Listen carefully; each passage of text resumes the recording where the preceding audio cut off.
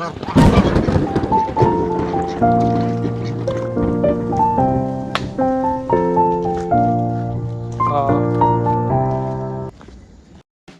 जगह सिर्फ देखी नहीं जाती, महसूस की जाती। और आज हम जा रहे हैं लैंसडाउन, एक ऐसी पहाड़ी दुनिया में जहां हर मोड़ के पीछे एक कहानी छुपी है।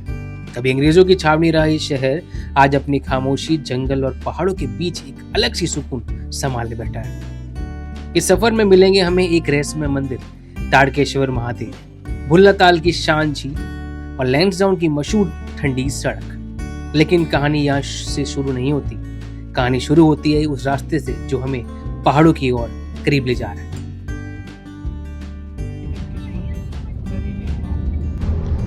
कहाँ जा रहे हैं? कहाँ जा रहे हैं? बता कहाँ जा रहे हैं? सो जा, सो जा, सो जा। बेबी, सो जा। पहाड़ों के इस सफर में आखिरकार हम पहुंच ही गए लैंसडाउन। लेकिन लैंसडाउन की कहानी सिर्फ पहाड़ों और ठंडी हवाओं की ही नहीं है। साल 1887 में ब्रिटिश ने इस जगह को कैंटोनमेंट के रूप में डेवलप किया और धीरे धीरे ये गढ़वाल राइफल्स की पहचान बन गया।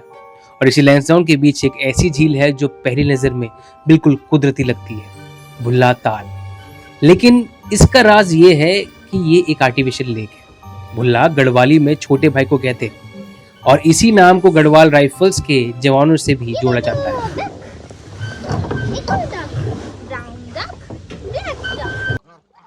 कहते हैं इस ताल का रिश्ता उन जवानों की यादों से है जिन्होंने इस जगह को अपने हाथों से संवारा।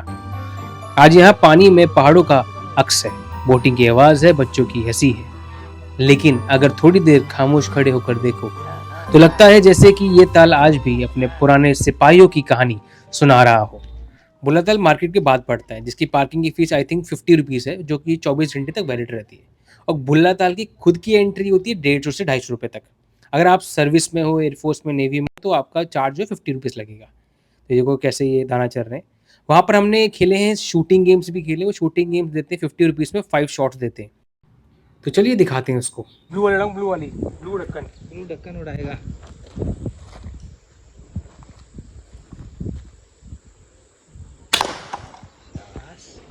वाह, ये वाली सही है।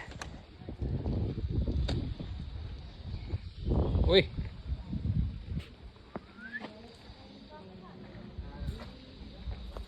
क्या चाहिए बता, क्या चाहिए?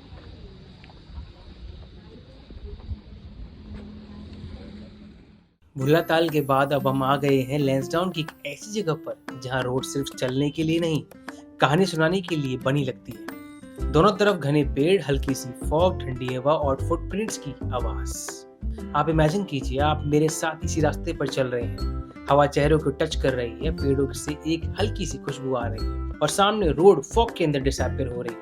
यह है ठंडी सड़क। लेकिन दोस्तों, इस रोड को समझने के लिए हमें सिर्फ आज नहीं देखना है, हमें जाना है 1887 में। साल 1987 में ब्रिटिश इंडियन आर्मी ने लैंसडाउन में कैंटोनमेंट एस्टेब्लिश किया और नाम रखा गया लॉर्ड लैंसडाउन के नाम पर। यानी आज का पीसफुल लैंसडाउन कभी एक इम्पोर्टेंट मिलिट्री कैंटोनमेंट हुआ करता था। और इसी हिस्ट्री का एक चैप्टर इस ठंडी सड़क से भी जुड़ा हुआ है। ब्रिटिश पीरियड में मॉल रोड ब्रिटिशर्स के लिए रिजर्व थी, जबकि इंडियंस इस ट्रेल का यूज करते थे। सोचिए, सेम माउंटेन, सेम हवा, सेम जंगल, लेकिन लोगों के लिए रास्ते अलग।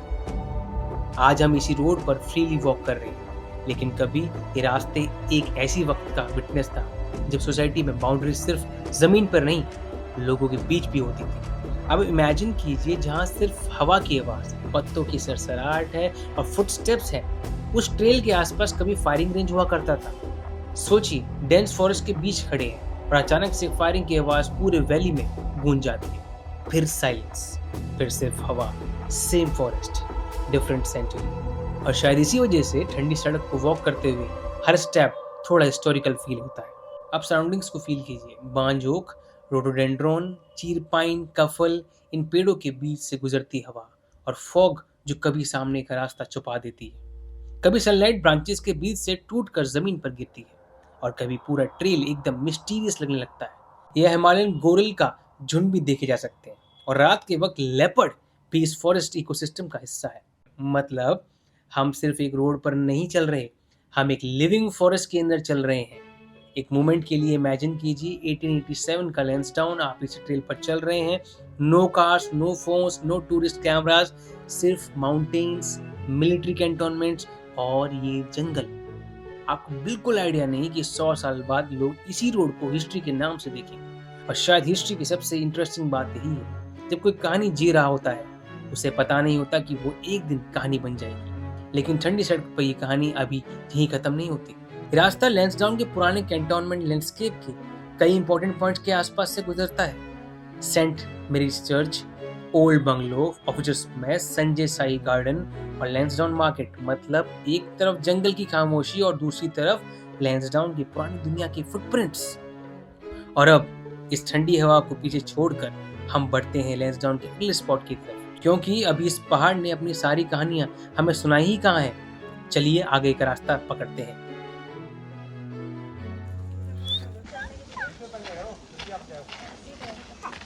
आगे चलो, आगे जाओ। ये बैठ के पिकनिक बनाने का स्पॉट है। वैसे क्या है, ये वो छूटेगी तो गिर जाएगी नीचे।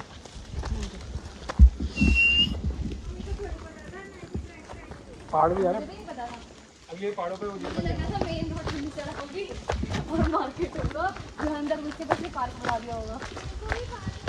बहुत ही बड़ी जगह है।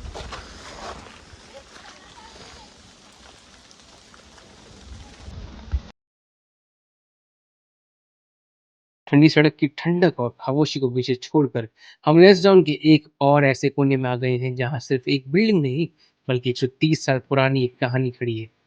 आप इस बोर्ड पर देखिए, सेंट मैरीज चर्च। सोचिए, साल 1895 ब्रिटिश कैंटोनमेंट का ये पहाड़ी शहर अभी अपनी पहचान बना ही रहा था और रॉयल्स इंजीनियर्स के लेफ्टिनेंट AHB हम ने इस चर्च का कंस्ट्रक्शन शुरू किया। सिर्फ एक साल बाद 1896 में ये चर्च तैयार हो गया। अब जरा आंखों के सामने वो वक्त लाइए, चारों तरफ घने पहाड़, ठंडी हवा और इन्हीं रास्तों पर ब्रिटिश इंडियन आर्मी के सोल्जर्स की फुटस्टेप्स। कभी यहीं प्रेयर्स हुई होंगी, कभी मैरिजेस, और शायद किसी सोल्जर ने इसी जगह खड़े होकर अपने घर को याद किया होगा। तो सबसे इंटरेस्टिंग बात, 1947 के बाद वक्त बदला और इस जगह की कहानी भी बदल गई। चर्च धीरे धीरे यूज से बाहर हुआ और बाद में गढ़वाल राइफल्स रेजिमेंटल सेंटर ने इसे प्रिजर्व करके एक हेरिटेज स्पेस के रूप में संभाला। तो ज़रा इस पुरानी आर्किटेक्चर को देखिए, हवा की ठंडक महसूस कीजिए और इमेजिन कीजिए अगर ये दीवारें बोल पाती तो ब्रिटिश इंडिया से लेकर इंडिपेंडेंट इंडिया तक की कितनी कहानियां सुनाती। लेकिन लैंसडाउन की कहानी अभी खत्म नहीं हुई। अभी चलिए इसी शहर के एक और पुराने और स्पिरिचुअल चैप्टर की तरफ, कालेश्वर मंदिर।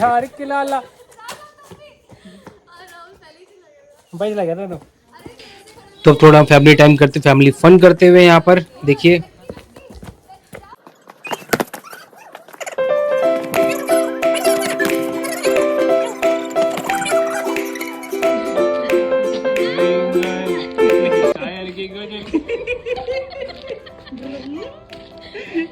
अरे गलत एंगल सारी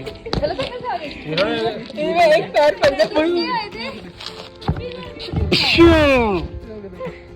लैंसडाउन की इन शांत पहाड़ियों में एक ऐसी जगह है जहां हवा भी धीरे बोलती है, कालेश्वर महादेव मंदिर।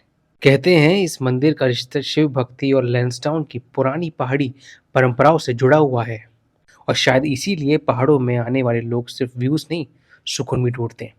मैं जरा कुछ सेकंड के लिए चुप हो जाता हूँ, आपने सुनना है यहाँ पर आरती चल रही है अभी।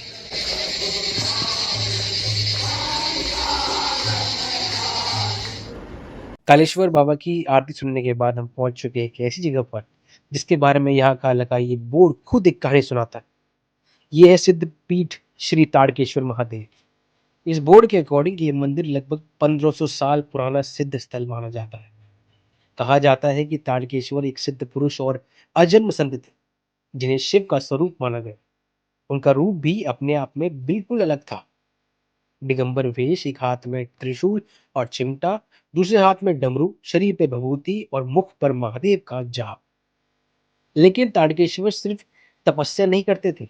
कहा जाता है जब वो इधर उधर विचारण करते और किसी को गलत काम करते देखते या अपने स्वार्थ के लिए गाय बैलों को पीटते देखते तो वो उसे जोर से डांट कर रोक देते थे।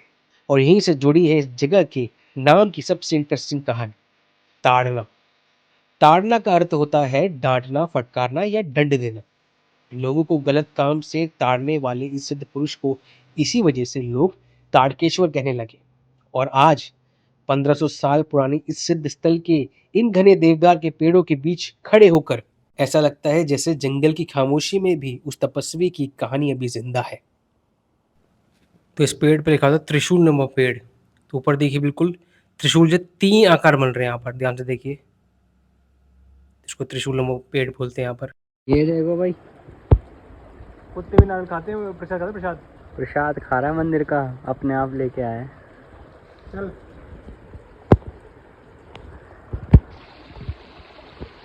वहां से उठा के लाया।